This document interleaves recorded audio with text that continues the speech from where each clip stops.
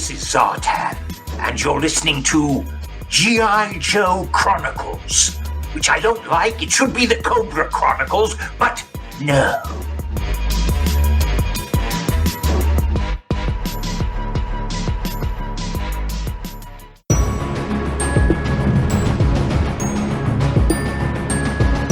The LONGBOX CRUSADE presents G.I. Joe Chronicles. Don't they realize they're dealing with Destro? When I choose Gus Bucket, they're gonna scrape you off the walls with a squeegee. Now stop sputtering like a wet cobra and get busy! Welcome to G.I. Joe Chronicles. I'm one of your commanders, Pat Sampson, codename DJ Kristatos, and joining me always is my battle buddy in this operation. It is Jarrod Alberich, codename Death Probe. At ease, DJ Kristatos. Yeah, I see you just got back from the mess hall. Yeah, I just got... What you been eating at the mess hall? What's down there? I just ate Pat caught me eating as I came off of a mute there. I just ate a indulgent advanced bar for people like us with diabetes. Ah, okay. Sounds good. I have some sugar-free sweet tea. I have to run down to the mess hall and get that right after we're done recording here. That's for you, Delvin. All right. Okay, all you green shirts tuning in for this podcast, welcome back to Fort Longbox. We appreciate you taking the time to talk G.I. Joe comics with us as we chronicle our way through G.I. Joe special missions by Marvel. On this episode, next episode, we will return to our coverage of G.I. Joe America's Elite. But for this episode, we are back firmly in 1986 for G.I. Joe special missions. On this episode of G.I. Joe Chronicles, DJ Kristatos and I are rotating in the special ops guest for the show. For this episode, it is Jason Alberich. Is that how that's pronounced? Alberich? Alberich. It's spelled Alberich, like Al B. Rich. But it's not pronounced that way. No. Alberich. Okay, I get it. Complicated. I'll get it eventually. Anyway, his code name is Weasel Skull. Welcome back to Fort Longbox. Oh, it's great to be back. I love me all these missions, and I especially love the special missions. So I'm looking forward to this today. All right. I have a question for you. Jason's been back so many times that we have to come up with different questions.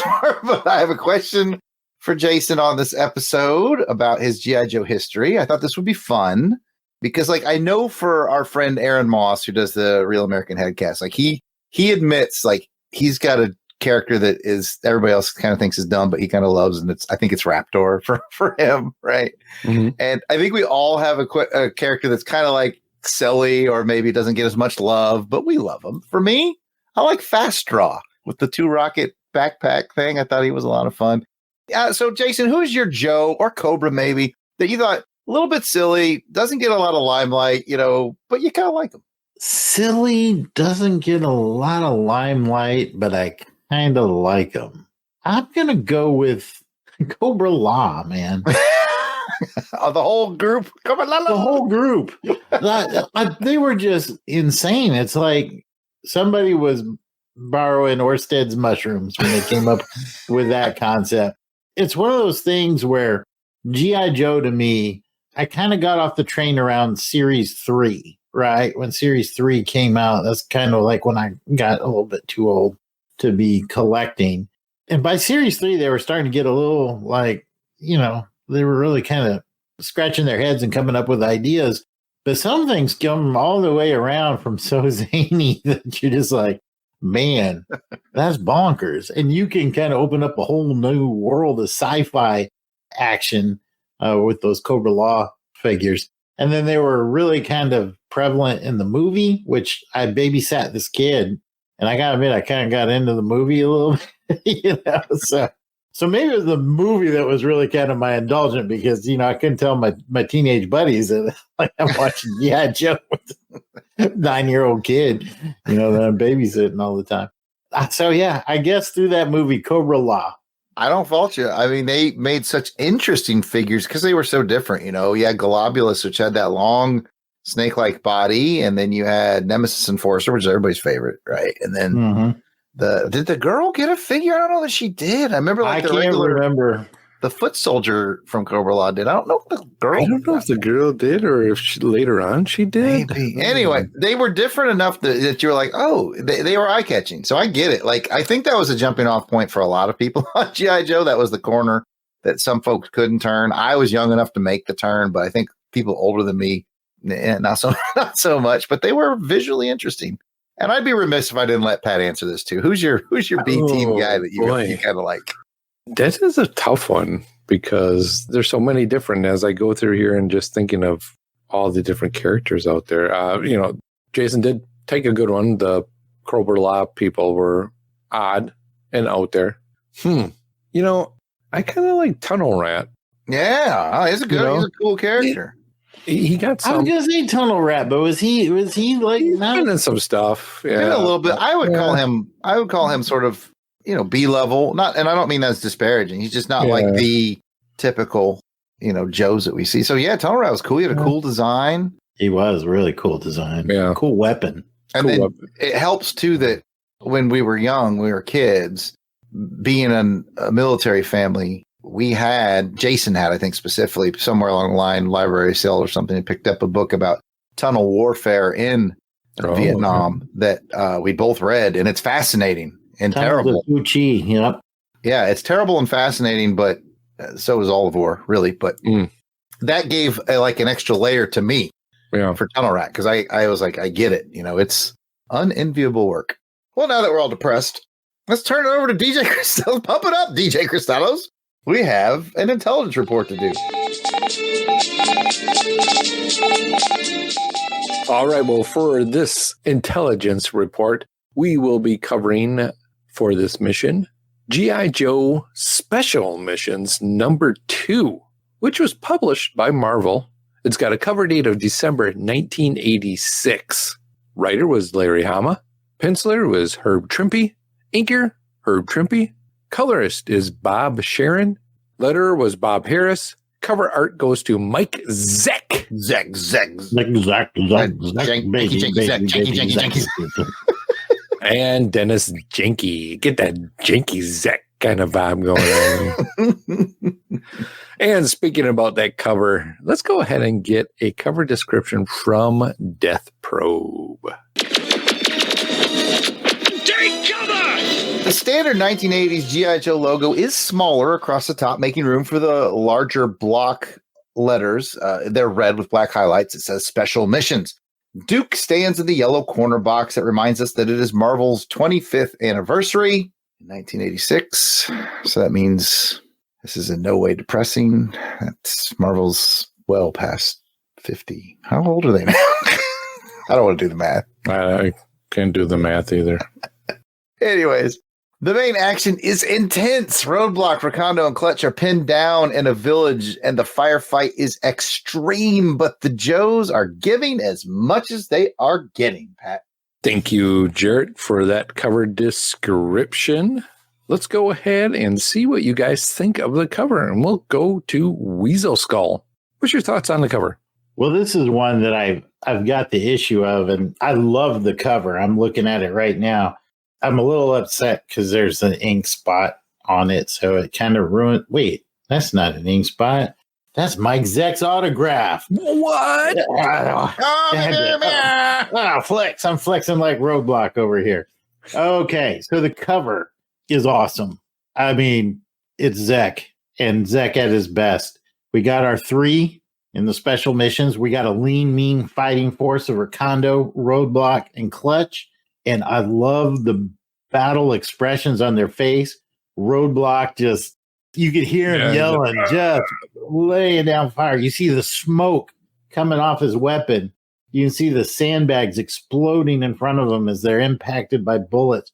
Recondo, he's got a little fighting expression going on, and he's like, I don't know who's in that house, but they ain't coming out alive. Just laying waste to it. And I really like Clutch leaning back on the sandbag, blasting away. You've got a background. You kind of got like that Jungle Village background. So it looks like you're sitting in the middle of the street with them. And then over it all in that bright blood red G.I. Joe Special Missions it all comes together. I'm trying to keep it in here, so I'm not tipping what I'm going to score this cover. It's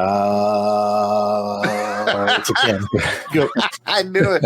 As soon as he showed us the autograph, I knew what was going on here. Yeah, definitely.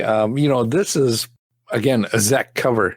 So there is a lot of detail that's going on in this thing. Just crazy detail, not only up front with the three main characters and the sandbags and all that's going on, but in the background, there is crazy detail all over there, with the house, the fence, and just things exploding everywhere. Boom, boom, boom. This is just screaming action. And I want to get in on this. This is something special that you need to look at and check out on this one. And we talked about in the last episode, again, this is another one featuring Roadblock on the cover, right? He's got a little different outfit, but I can, I'll give him a break here. They're in where they are in this one, so it's a little warmer weather. So he's dressing a little bit warmer with his, the old tank top going on, and then how he looked in the previous America's Elite. But you can definitely see his style has changed, but it still doesn't matter. He was cool back then, and he's cool now, and he's cool all the time. So definitely an enjoyable cover to look at. Jarrod, what's your thoughts? This is that cover of the 80s, guys. Just like Jason said, it's special. So much energy on it, as Jason said. Jason, I don't remember if you complimented the steam coming off the rifle or not. Mm-hmm. Yeah. Okay, because you rattled off a bunch of good stuff. Man, I just pretty much reiterated everything you said on your cover description. Yeah, like he's the sweat on Roadblock. Like, oh gosh, man. And I guess I have to give it up to Janky because that's not. We obviously we associate Beatty and Zek together. Beatty's a friend of the show and inked a ton of Zek covers. It's always weird to see it not be Beatty, but Janky did a good job. Mm-hmm. Especially, I'll take the inker's point of view just to add something new that we haven't already said. Background building. As the inker, you're like, dang it, I gotta get my ruler and all that stuff. But if you look at it, he does some good, smart inker stuff, which is a lot lighter line work on the building up, which lets the thicker line work sit even heavier in the front to give it more of a perspective. So Janky did a good job. So yeah, very, very memorable cover of the 80s.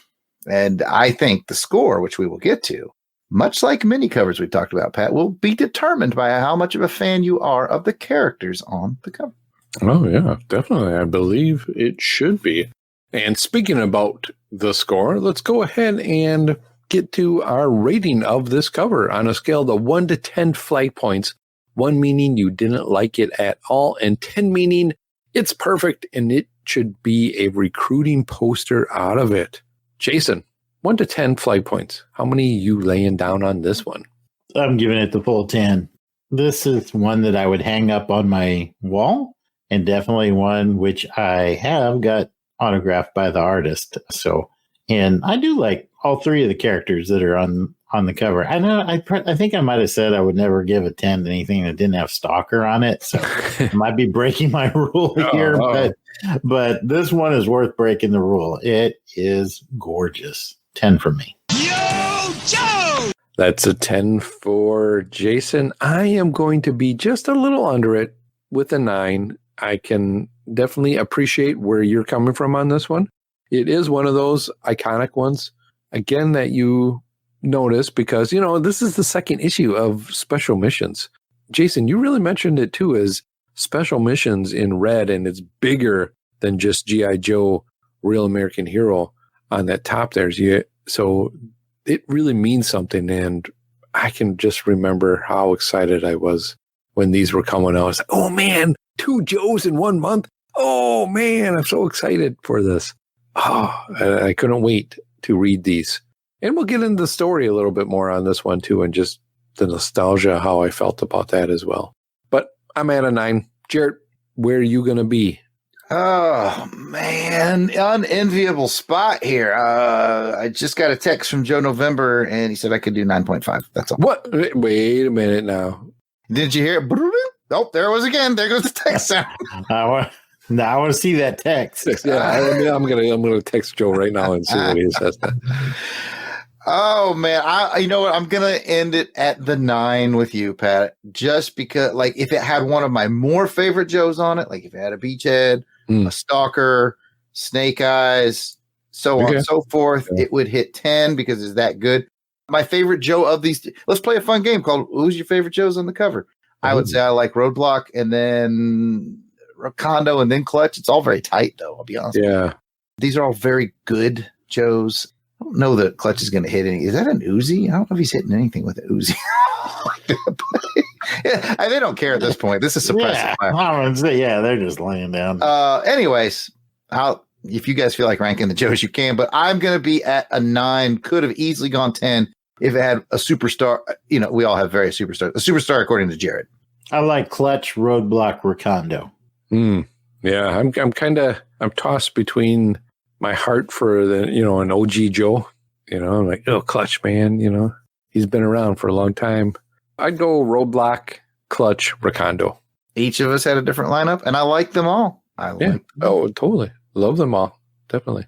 All right. Well, with the cover rating all out of the way, let's go ahead and go to Death Probe for the story synopsis for our mission brief. Look in the eyes of a hero and see the sacrifice within. There's no way out for the hero. He only lives to fight again. A hero stands tall, not for fortune or fame, protect freedom, cause we all just want it the same. Real heroes don't give up. This story tracks 2 different Joe teams, both working towards the same mission, rendering inert some extremely toxic nerve gas found on board of a World War II German bomber that is stuck in a rapidly crumbling glacier in Greenland. Team 1 consists of Alpine, Snowjob, Airtight, and Breaker. They're off to Greenland for the hands-on disposal of the gas, but they need some instruction from the former Nazi doctor who created the gas bomb, and he's in Brazil. Enter Team 2, which is made up of Clutch, Roadblock, Recondo, and Dial Tone, who got left off the cover. Might have bumped it up for Pat, I know. I would have done. It might have helped me too. I like Dial Tone a lot. And that makes up the Jungle Team. And the Jungle Team has their hands full because not only do they have to get past the neo-Nazis protecting Air Doctor, but they also have to contend with an Israeli commando team that's looking for some payback of their own when it comes to the Doctor. And is Cobra going to show up on the glacier to make life as hard as possible for the Joes? Absolutely. Now back to G.I. Joe. All right, let's get into the highs and lows of this issue. Man, there's a lot going on.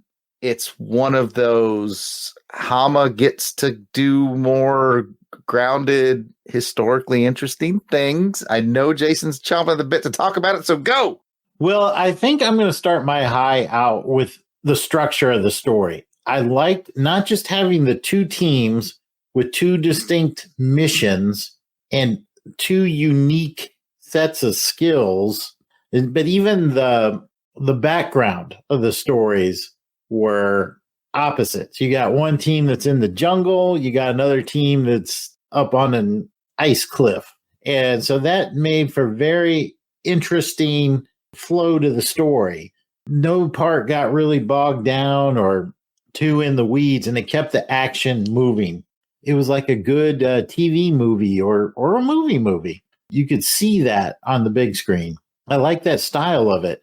And it allowed them to use the Joes in a way that made sense with their mission speciality. I think we all remember that Robot Chicken episode where the Joe team plays the prank on Snowjob and he actually believes for a minute he's got a mission. And they're like, no, man, there's never any Cobra in the Arctic.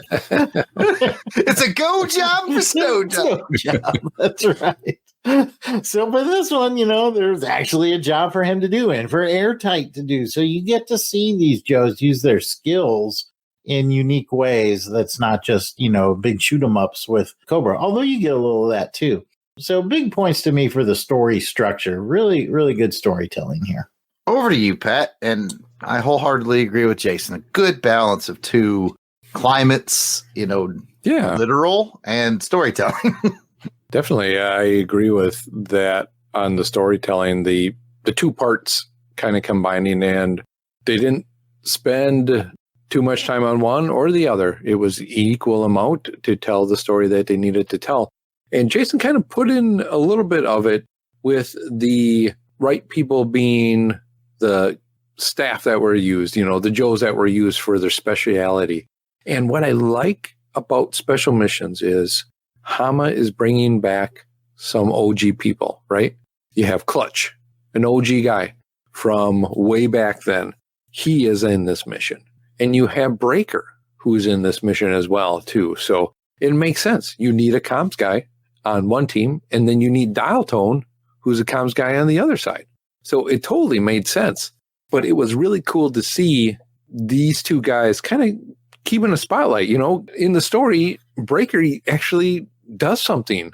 Even Snowchop's like, well, why'd you do that? Well, I'm just trying to stop him from doing something, so he threw the grenade, but he still did something, And it's just great to see these characters who I remember, getting the figure and reading those earlier issues of these guys and just seeing them do something in a more meaningful. And this is more of the start of what we see when we're reading America's Elite, right? You see the start of a little more darker story, a little more adulty kind of a story going on, adulty themes that are happening here in this one. And there's a lot to unpack in this, going back and reading it now with my adult mind on this one. So lots to say about the story writing that was done. And Jarrod, you mentioned it very well when you said you're giving Hama the keys to just go do what you want now. You don't have to worry about placing toys or whatever in this. You do what you want and it's going to sell itself.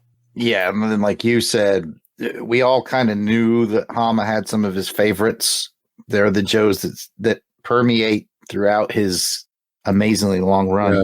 And Special Missions absolutely lets him, take his favorites. And he's clearly thinking about it tactically too, like a military guy would. Yeah. I think Jason mentioned that. He had the snow guys with airtight, makes a perfect combination for that mission, so on and so forth. Although I don't know that you have to have Clutch for your jungle mission, but you do from a storytelling point of view because he is Jewish. So it links the story really well. And we all know that Larry loves Clutch. I mean, he's clearly been fond of Clutch for a long time. And I like it. How can you not like Clutch? Yeah. Do you think that some of the characters that Larry did in that maybe reminds him of, the stories that people that may have served with him? Oh, it has to. I'd say it has to. It would be something I'd kind of like to ask him, but it's one of those questions I kind of want to ask, but I don't want to bring up. Or maybe, that's fair. You never know how sensitive that might be, but I can tell you from my point of view, Pat, I've written 2 whole comic books, right? One's been published, the other one's coming out probably next year. And I put my military friends in there, and it's easy to do that. This is speculation, and this is just kind of Joe, look at me, I've written some comics, but it's easy to write characters when you already have, how that character is. Yeah. You know their voice because you go, I base that character off this guy that I know, so it's written in his voice. That's how I do it. Yeah. And I'd bet dollars of donuts that's how Larry does it. Yeah. I mean, he probably doesn't know anybody like Serpent or anything, but but for like a lot of those guys like Grunt and Clutch and Stalker, he knew those guys. That's right. That's why I'm thinking, like, definitely the original guys, those characters that were built, I'm sure they were just coming from his love and just his respect for the people that he did serve with, and the military knowledge that Larry does have. And that's what makes this stuff that he did was just so special. Mm-hmm. And speaking of special missions, this is where, in the first one we covered, well, not the first one, which was 50, Special Missions number 1, covered the very real, as we learned, story of the trapped submarine up in that area. It covered a defection storyline, very strong Cold War, fact-based. Now he's doing a World War II throwback. It's very fact-based that a lot of the German war criminals did escape into South America, into Brazil, just like Larry tells it. The complicated levels that go on here, you know. Definitely layer upon layers of going. These are all things that he knows. He's a study of military history. And I really feel like this is something that's in Jason's wheelhouse, and he'd probably prefer to talk about. So I'm going to pass it back to Jason.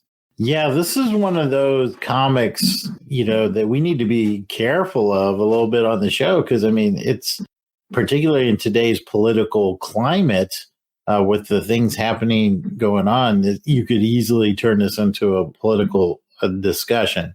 And we don't want to do that. But what we do want to do is pay respect to Larry. I think, like you said, that is kind of tying into real world events. At the time, Israeli government was still actively hunting down Nazi war criminals in the 80s. A lot of them, like Jarrod said, hiding out in South America and a lot in Brazil. We've got Clutch himself being Jewish and telling the story of his grandmother who survived the death camps. And then finally, we've got the sometimes gray area of international politics where the U.S. government's willing to make a deal with a Nazi war criminal in exchange for information that could save the lives of thousands of people. And even within the Joe team, there is dissent on that, levels of dissatisfaction.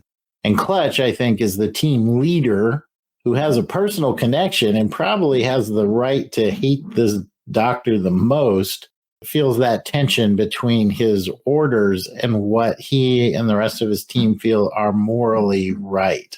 That's a theme that's weaved in this book. And it's a very adult, very complicated, very dramatic and technical story for a kid's book. I think that's why it really holds up to us as adults today. Yeah, this is one of those books that I read as a kid, and you usually expect, kapow, kapow, let's get Destro, and I read it as a kid. This was 86, so I was 10. I just turned 10, and this is the kind of book that made me ask questions to Jason or my dad and learned historically, okay, now why do people from Israel want to hunt this former Nazi guy? Why is the Nazi guy hanging out in South America? This is the kind of stuff that made me want to dig deeper and made me learn history, military history, political history, and all that kind of stuff. It may be laughable. So, you learn history from a comic book. Well, there's real stuff in there. And he's being very genuine with it. And what a great storyteller to find a way to get Herr Doctor his comeuppance without the Joes necessarily having to be the ones to pull the trigger. Yeah, they did what they said they were going to do. Yeah, they got exactly what they needed. And they're like, well, buddy, these are your people. Enjoy. Because the guy was so scummy. We didn't really cover this in the story, but the guy was so scummy. He was betraying anyone and everyone to make a quick buck. He betrayed the Nazis. And when they found that out, when his neo-Nazis found out he betrayed them, it was just a matter of going, okay, well, thanks, buddy. We're going to leave you right where you wanted to be, We promised we'd protect you from these guys, but not these guys. And what's smart about that, too, is that the other team that was trying to find the doctor, they knew what was going on now, too. They were like, oh, these Joes are going to block us. Now they're like, okay, well, we can kind of work together as we have one mission, but once we get in, we're going to take him down. And then once they realize what Clutch was saying and doing, it's like, oh, okay. Again, we're picking up what you're putting down. Yeah, definitely. Oh, man, just a way of weaving a tale in this. Again, I can't say so much about this that it just feels so good to read it and to read it again with my adult eye so I can really understand what Larry was trying to convey here. I remember as a child, like Jarrod said, reading this. I was a little bit older than Jarrod in 1986, but I remember the time. I remember, what was happening wasn't too far away from where we were in 1986. So, it's just, those were the memories, the history that I was learning as a kid that I knew from history class and things that were going on. This is 80s, mid 80s. So there's a lot of other war stuff going on in movies that are happening that bring you back to this time frame. So you can just set myself back in here and, man, just so much nostalgia for me on these. I have a lot of feels for these, not only for, what Larry was doing, but for the history of it at all as well, too. Yeah. And I mean, and you can cut this part out, Jarrod, if you think it's too political or whatever. I was listening to the news the other day and they did a survey, and 20% of youth 19 to 29 don't believe that the Holocaust happened. And another 30% believe that if it did happen, it wasn't as bad as what is recorded. So I got to thank people like Larry who put these stories in books that made us ask those questions and learn. Absolutely. I would keep that in. That's not divisive. It's a little sad, but it's lenses of perspective, man. It's everyone has their views on the world based off of what they've experienced, right? That's how you build your lens of I call them lenses of experience. Yeah. And so, I get it. The young people, to them, it's a video they watched on YouTube or something they saw in history class. And to guys like Jason and I who've lived in Germany and been to the concentration camps and got tours of the camps by people with numbers tattooed on their arms. And it's a different lens of experience, So on the one hand, my immediate reaction as a grumpy old man is like, these stupid kids today, blah, blah, blah. They don't know any better. They just need a more broader, more worldly education. They need to read G.I. Joe Special Missions number issue 2. So not to get it too heavy, but I think that was worth discussing. I don't think we stepped on anybody's toes. So I think I made the point. We're not saying, the young people are stupid. No. There's a difference between being stupid and just needing some more education. And I think that's what we're looking at here. But it's interesting too, Pat. You brought it up. This is 1986. And people think, the 80s, especially people like us, not so long ago, kind of a fun time, right? And then people go, well, World War II, that's so long ago. It's like the end of World War II and this book are like 40 years apart, which ain't that far. I mean, when this book came out, the guys who fought in World War II, most of those guys were still alive, the survivors. You know what I'm saying? Yep. Yeah. Because got to put that time filter on it and go, man, that really wasn't that far removed from. Yeah. They were our grandparents. So, just again, I don't think we're out of bounds on this. I think it's a heavy discussion, but I think that's what Larry was able to bring in. Now, not all the special missions are going to be heavy like this, but he's done 2 in a row now that it's clear that he's got, when they gave him the green light to write these, he knew that these were coming. These are stories he wanted people to know about. And he's educating young people in a smart way, in an entertaining way, in a G.I. Joe way. And it worked just the way it should, in my opinion. Because remember what I said? I didn't say that Larry sat there and spoon-fed me. This is what you should think. He gave me just enough to ask questions and find out on my own. And that is excellent storytelling. I think he did it in a great way when we talk about the 2 teams that are going on here. You have the heavier side, which is the team that is going for the doctor. And you have Clutch and the Israelis all talking about that. Then you have the action-y side, which is the team in the Arctic there, or the Greenland area, that are, trying to stop this bad chemical warfare that could happen if this falls off of this glacier that's been moving for a long time. And I'm like, a glacier, in the opening where it says this is what a glacier is. It's a piece of object that's moving for a slow period of time. There, I'm like, oh wow, I didn't know that. Again, brilliant storytelling, giving you the heavy along with the pew pew pew. Play with your G.I. Joes, Don't forget Firefly. Good. I have no idea where we are in the rounds. Well, and I'm just going to keep going because now I do. Now I remember. That's where we're at. I'm just going to keep going because even in this one, when you talk about Firefly. But you also have the his tank guy. Larry goes, again, a little darker on this one, that the guy's kind of sacrificing himself. He's like, okay, well, I'm just going to keep shooting for a little bit as I'm lose my grip off of this cliff that I'm hanging on, and I'm going to sacrifice myself and try to take out some Joes. He kind of does a little bit, That is one dedicated cover. Yeah. You don't really see a lot of that in the original series, right? There wasn't a lot of sacrifice or things like that going on, but in this one there is. All right, what an amazing book to talk about. Heady, fun, and heavy, and still G.I. Joe. So, man, Lots to think about as I hand this back to DJ Kristatos for the IG's report on the combat readiness of this issue. And for those of you who don't speak military, that means we're going to score this issue story on the same 1 to 10 flag point scale we used earlier. With that, Jason, 1 to 10 flag points for the story. Where will you be? I'm going to be at a 9 on this one. I think that this was excellent, elite level storytelling.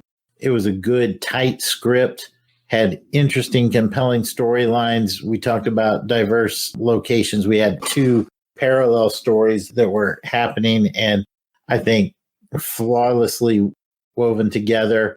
Only thing that prevents it from getting a 10 is instead of Recondo, that should have been Stalker in the jungle. Yeah, it's Recondo. He's a jungle guy now. You got to have the jungle guy in there. Jarrod, 1 to 10 flag points for this story. I would have preferred to have Morris Day, but jungle love. Jungle love. I want to know ya. No. I didn't predict when we got into special missions that it would be. I knew it was a little more mature, but not this much more mature. It goes back to what I said earlier. I have to appreciate that Larry didn't say, this is what you should think, but he said, this is what's going on. He gave me enough information to go, okay, well, let me look into this. And I just have to applaud a storyteller who does that, who says, I'm going to entertain you and I'm going to put some thoughts in your head. Go do what you're going to do with it. My favorite TV show of all time is Quantum Leap. And every episode almost is like that, where they just tell you a really good story. And Star Trek does that a lot too. They tell you a really good story. They plant some seeds and go, maybe think on that. And I just miss that kind of storytelling, that sort of light touch storytelling. I just pulled a Jason. That's my long-winded way of saying I'm giving this a 10. Yo, Joe! What a thought-provoking but not beating you over the head issue of a silly military comic book that had a good message. All right. Well, with that, I am going to be with Jason on a 9 on this one. I think it was a really done well in the storytelling, the art, great as well too. Herb Trimpe. It's so cool to see him back on the book with Larry. Yeah. It's just so neat to go back to these. How many years, boy, we can't add it up. I'm so old, I can't even count that. How old it is, but Laurel will fix it in post. Yeah, it's just amazing to see, and just to go back with these with the story rating out of the way. Let's go ahead and find out who will get either a Silver Star medal or a Silver Snake.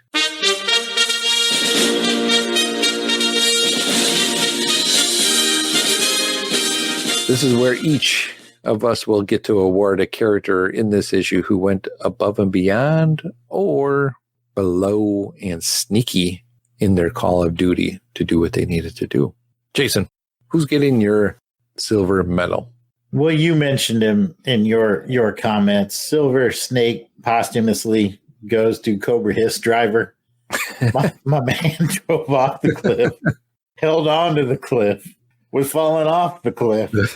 I said, before I die, I'm going to take some Joes with me. And he went out in a way that, yes, he earned that Silver Snake Award. May he rest in peace. I think he's still falling and hasn't hit the bottom of that chasm. That is a good one. That's definitely a good one. Jarrod, who are you giving your silver award to? I was really looking at that. It's Tank Driver. Were you? I'm not going to lie. I was like, man, he made a big sacrifice there. But as a guy who's taught leadership and emotional intelligence, I have to give it up to Clutch for being emotionally intelligent and mature and not letting his emotions dictate his actions. And that allowed him at the end to get the satisfactory ending that he liked, but keep himself and his team clean. Yeah, he played the cards just right. So I'm going to go with Clutch. Not a bad one. That's definitely one that I would have chosen as well. I'm not sure if I would have chose Jason's snake to.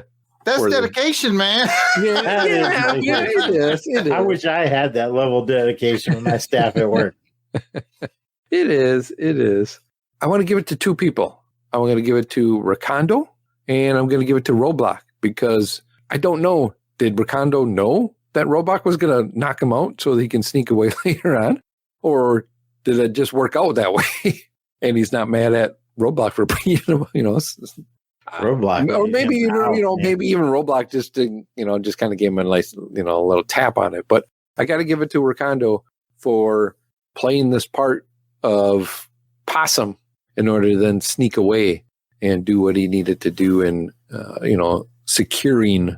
Boy, he did do some like cool Snake Eyesy things though, didn't he? That was neat. He did, bust through that window. It's like, dude, you're sneaking around and then you Kool-Aid Man through the window. Someone's going to hear you. That's what I thought. It's like you were all sneaky up until that point. Yeah, you just busted through the window. And then the guy, I've been waiting for you to come busting through my window. Well, yeah, why did you just bust through that window like that? Crazy, but cool. Crazy, but cool. All right, well, now that we've gotten our ratings out of the way, let's go ahead and head on over to Jarrod's segment where he opens up his toy chest and tell us what's in it.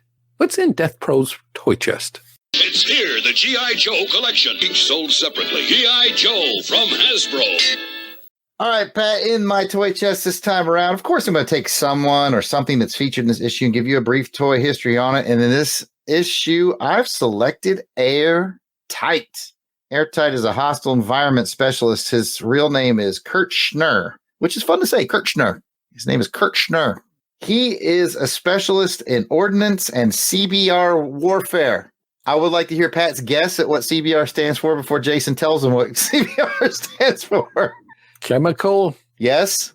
Breathable? Nope. Brad. I don't know. Close. Jason.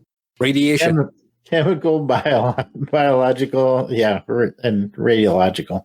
Very good, Pat. You came pretty close. Not bad for a guy who hasn't dipped into this before.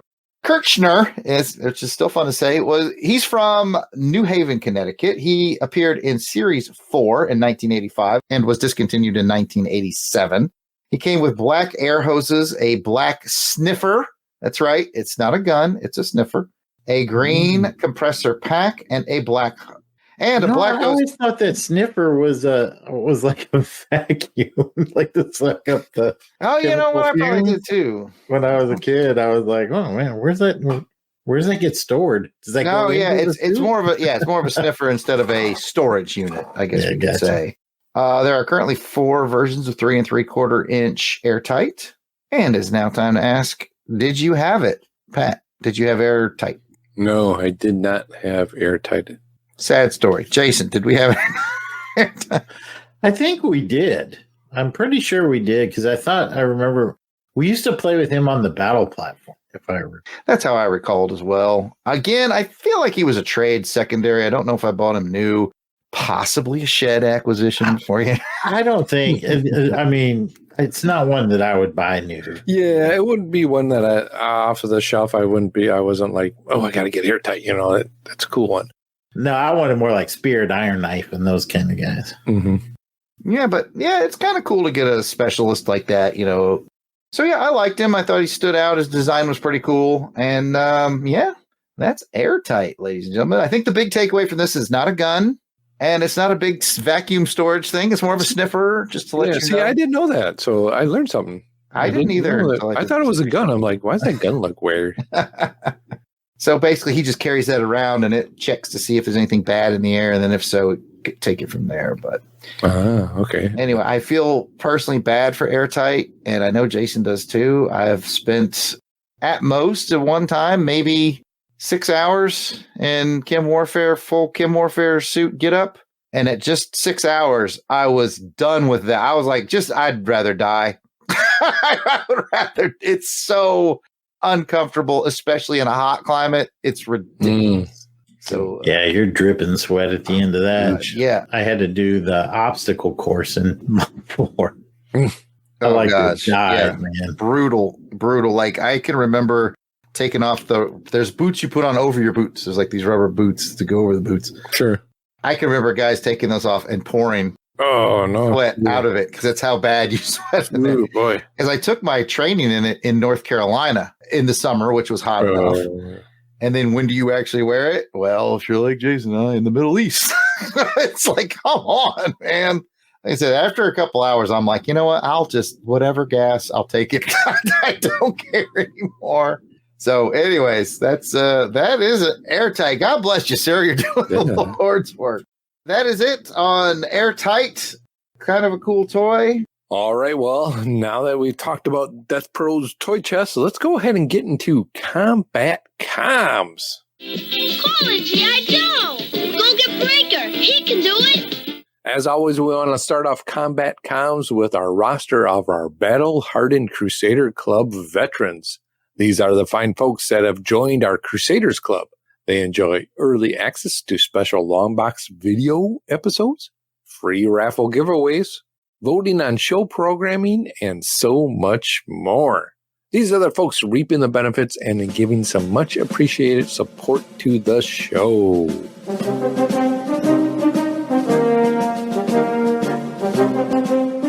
And Helica Wolf. Oh. Auburn Elvis. Bill Bear. Blasted or Stash It. Braxton Underwood. Clinton Robinson. Captain Entropy. Clark Westfield. Dave Collins. Battle Wagon. Ezra Gallo. Gary V. Gene Hendricks. Gerald Green. Heinz K.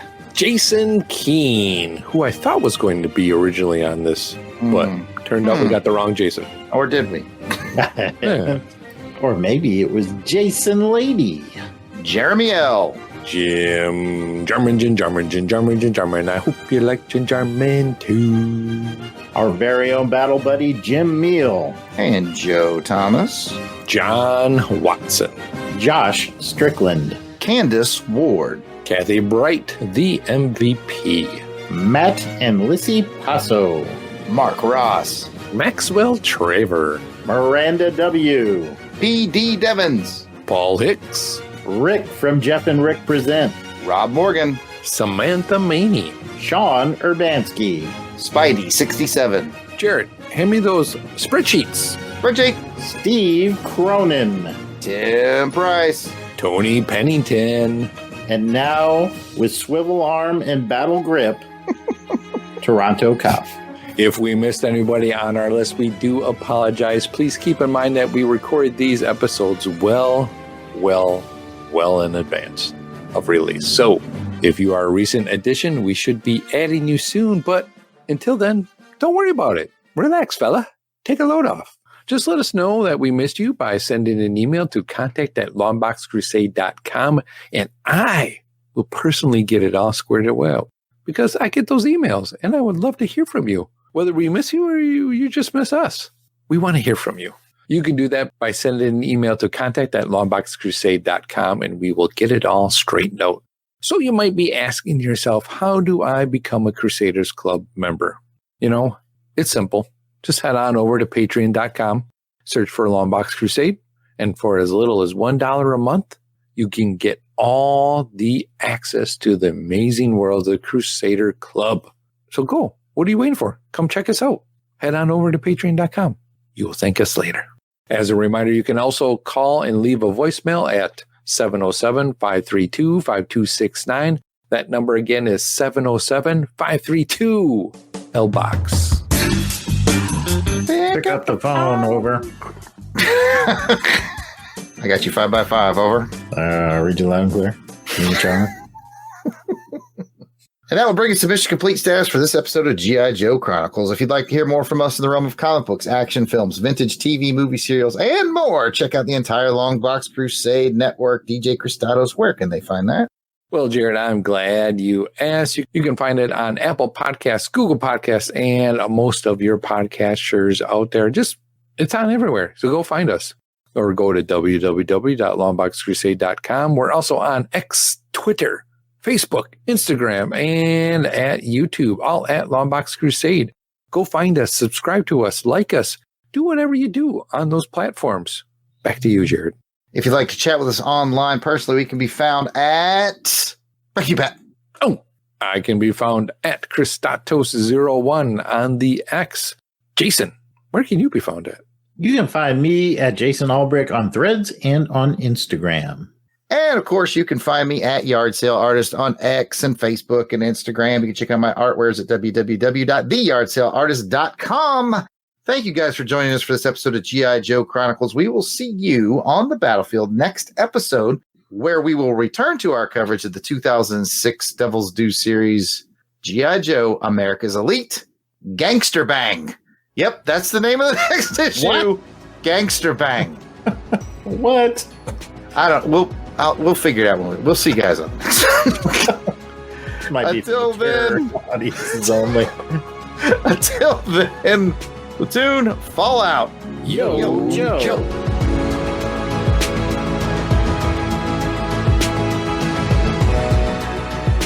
The music themes for this show are done by musical genius Joe November. Please check out his SoundCloud at Josephline99. That's Josephline99. You will not regret it.